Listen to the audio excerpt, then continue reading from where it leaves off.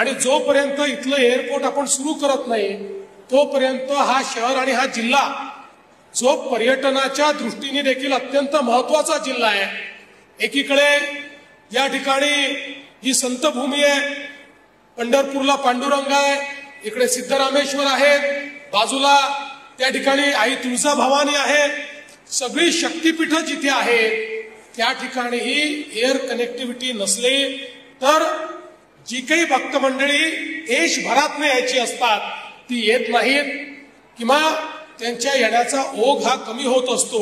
आणि म्हणून हे एअरपोर्ट सुरू केलं पाहिजे हा प्रयत्न आम्ही सुरू केला।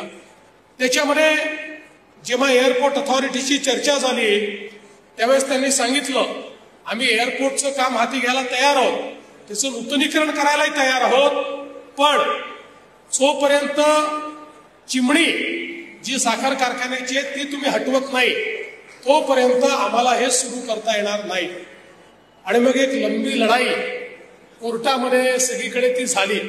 खरं म्हणजे आम्ही पण समजावून सांगितलं की साखर कारखानाही महत्वाचा आहे, त्यामुळे त्याची चिमणी हटवणं हे काही आमचं प्राथमिकता नाहीये, पण जर एक चिमणी हटवल्यामुळे एअरपोर्ट सुरू होणार असेल तर आपण ते केलं पाहिजे, कारण चिमणी बाजूला बांधली जाऊ शकते पण एअरपोर्ट सुरू झालं तर किती मोठ्या प्रमाणात आपल्या सोलापूरचा विकास होईल याची आपल्याला कल्पना आहे।